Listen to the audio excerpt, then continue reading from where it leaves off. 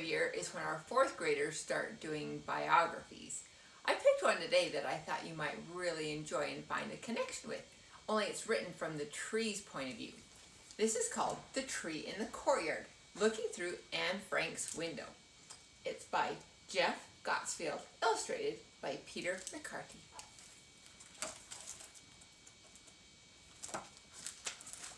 The tree in the courtyard lived for 172 years. She was a horse chestnut. Her leaves were green stars, her flowers foaming cones of white and pink. Each fall, she let spiky seed pods clatter to the earth. In winter, her bare boughs each etched a lattice against the pale blue sky. She grew near a city canal. Seagulls flocked to her shade. For the first part of her life, her world was the courtyard. She was not yet tall enough to see beyond the homes, workshops, and factories. Then one spring, she stretched above the orange roofs and took in the beautiful city. She spread roots and reached skyward in peace until war came. Explosions shook the ground. Rockets split the night. Strangers invaded the city. The first winter of the war, a new owner came to one of her factories. He had a wife and 2 daughters.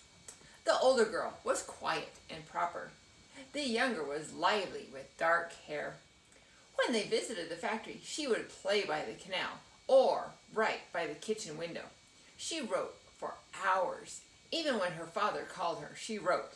The tree loved the sight of her. In the heat of midsummer, the girl stopped coming. The tree dropped worried leaves until she spotted the girl in the factory. Her family was there too. A father, a mother, and a boy soon joined them. Later, another man and a black cat. The girl and her father stitched ragged curtains for the main windows. From time to time, a face might peer out between the cracks. The only clear view was into the attic. There the girl would read, stroke the cat, and brush her unruly hair. Sometimes she stared at the sky. Mostly she wrote. She filled a red and white diary. When warplanes roared and bombs rocked the annex, the girl fled to her father's arms. She did not come outside. The tree did not understand. The war dragged on. Once, through the curtains, the tree watched the people light candles and sing. The girl grew pale and thin. A young woman helper who worked in the factory brought her pens and paper. The girl wrote and wrote and wrote some more. She filled page after page. The fourth winter of the war, the tree saw the boy with the girl. They would talk and laugh, or simply gaze out the attic window at her bare branches glistening with dew. So moved and entranced they couldn't speak. They kissed. The tree made her blossoms extra bright that spring. Late one summer morning, men in gray uniforms came to the factory. They ripped the curtains from the annex windows, dumped the girls' papers to the floor, and herded the people into waiting black cars. The cars sped off.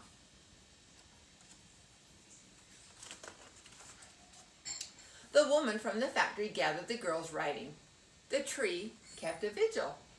Summer, autumn, winter, spring, the seasons changed. The war ended. Only the father returned. He was thin with sad eyes as he padded through the annex like looking for a ghost. The woman helper gave him the girls' writing. They cried. The tree lived on, but she was never the same.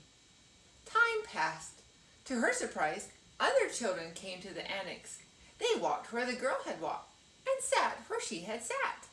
Some found a wind-blown seed pod on the pavement or gazed at the tree, so moved and entranced that they couldn't speak. Year after year they came. By the end of the century, the tree had lived a full life. She was ready to die. Many strangers came to try to save her. They injected her with medicine. They trimmed her crown and cut sprouts from her trunk. They built her a steel support and collected her seed pods like gold coins. The tree recalled how few had tried to save the girl.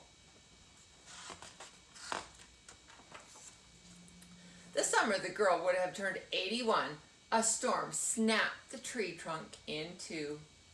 Just like the girl, she passed into history. Just like the girl, she lives on. Her seeds and saplings have been planted with love. One grows in New York City, where the Twin Towers once stood. Another grows at an Arkansas high school. Still more grow in England, Argentina, France, all around the world. Though the new trees are still young, children will come to visit.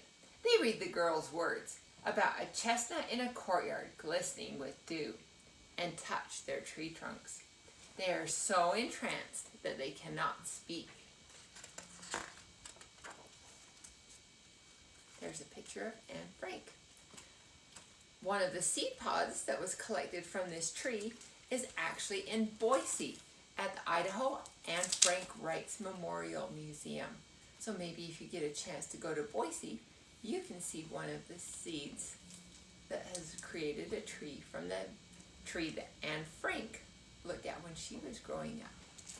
Maybe while you have extra time, you could write about what you're doing while you're at home and doing online school. Have a great day.